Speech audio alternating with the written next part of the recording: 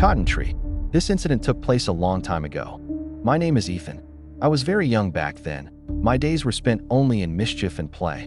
This is a story from my village, surrounded by rice fields and a sea of green stretching to the horizon. At the southern edge of the village stood a massive cotton tree. It was probably over 50 years old. Its branches seemed to touch the sky, and when the bright red flowers fell to the ground, it looked as though blood-stained petals were scattered all around. The villagers used to say, "A jinn lives in that tree. Never go near it at night." They claimed that those who dared to walk beneath it in the darkness of night came back, changed. Some returned with strange eyes, some with an eerie smile, and some never came back at all. Back then, I took all of this as nothing more than a joke. One night, my uncle, Daniel, was chatting with his friends near the old tea stall by the village square. As always, the conversation drifted to the mysterious cotton tree at the edge of the fields. They laughed at the stories of the jinn, calling them nothing more than silly old legends. Someone smirked and said, "If you're not afraid, Daniel, why don't you walk under that tree tonight?" The others joined in, teasing him until Daniel finally slammed his cup down on the wooden table. "Fine, I'll do it. Tonight." It was late. Moonlight bathed the rice fields in a pale silver glow as Daniel and his friends made their way toward the towering cotton tree. The wind whispered through its massive branches, and the red flowers lay scattered on the ground like drops of dried blood. Daniel stepped forward, smirking at his friends. But as he disappeared into the shadow beneath the tree, the laughter behind him slowly faded. Minutes passed, then more minutes. He didn't return. By dawn, worry had replaced the night's bravado. A group of villagers, including my father, went to search. And there, high among the thick, gnarled branches of the cotton tree, they saw him. Daniel was sitting unnaturally still, his head tilted to one side, eyes wide open and staring at nothing. The sight froze everyone in place. It took several men, calling his name and climbing up, to finally bring him down. But when his feet touched the ground, the Daniel they knew was gone.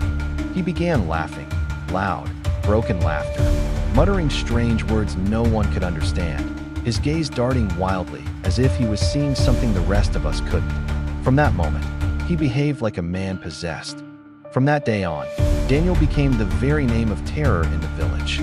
The once cheerful, lively man seemed to have turned into a completely unfamiliar being. At first, his behavior was merely strange, talking to himself, bursting into sudden laughter, or gesturing towards something invisible. But as night fell, he would change entirely. In the dead of night, he was seen wandering slowly through the trees, his eyes bloodshot, his lips curled into a chilling smile. Sometimes he would suddenly run up to someone's door and bang on it violently, disappearing before they could open it. The most frightening was what he did by the riverbank. Under the pale moonlight, he would stand knee-deep in the shimmering water, staring at the current for hours. Now and then, he would dip his head beneath the surface and slowly raise it again. If anyone came close, he would whisper something that froze their blood. "She's standing right behind you, watching you." Children would cry at the mere mention of his name. Women would lock their doors and windows before the sun even set. The cotton tree had always been surrounded by countless stories. Some said a jinn lived there, others claimed it was the dwelling of a witch, but never before had the village seen something so horrifying. Daniel's presence cast an invisible shadow over everyone. The whole village agreed. Daniel's madness and terror could no longer be tolerated. They decided to bring a powerful healer to cure him. The healer came from far away. His fingers were adorned with ancient gemstones, and in his hands, he carried secret charms and mystical tools. From the village chief to the common folk, everyone tried hard, but no one could restrain Daniel. Daniel grew more terrifying by the day.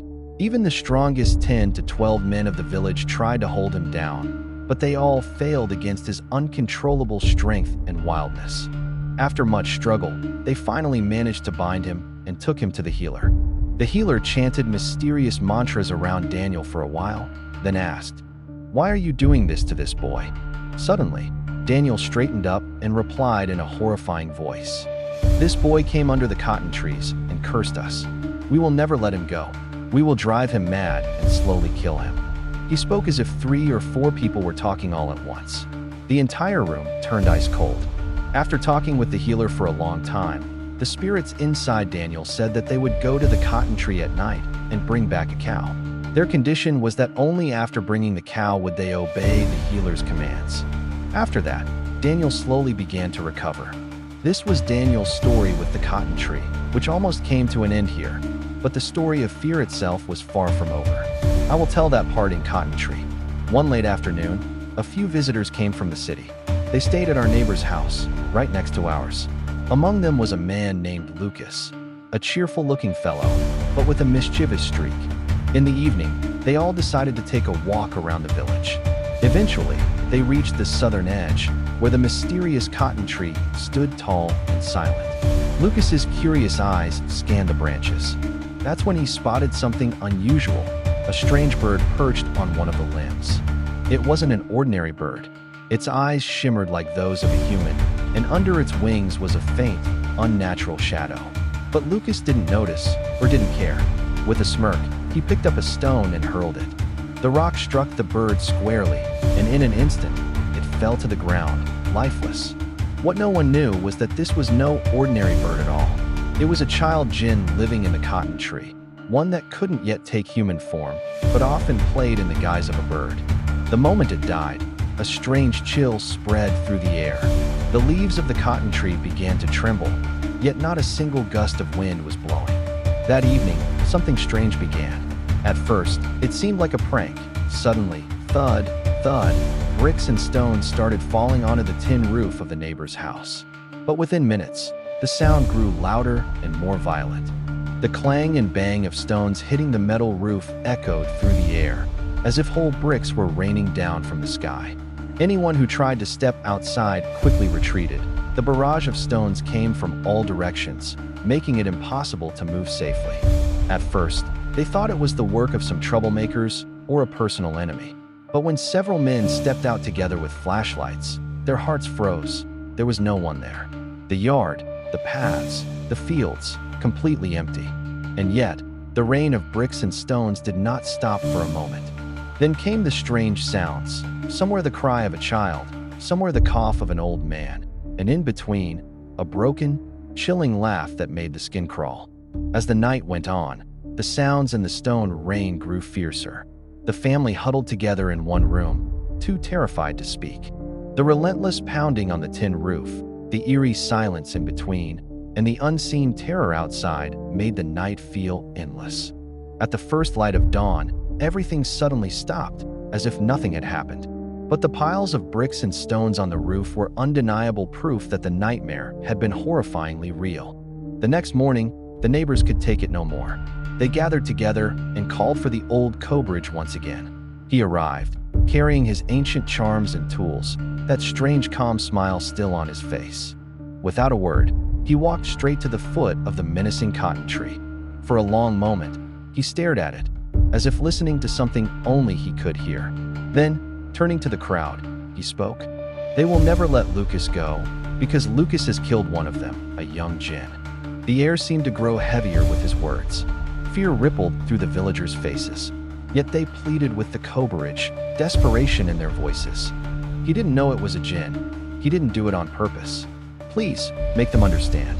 Let him live. But before the Cobridge could respond, his body suddenly convulsed. I, Ethan, saw it with my own eyes. An unseen force slammed him to the ground, as if he were no more than a rag doll. From his lips came a guttural cry that didn't sound human, like his voice had been replaced by something far older and far darker. The leaves of the cotton tree shivered violently, though there was no wind, and somewhere deep within, a laugh echoed, low, cruel, and not of this world.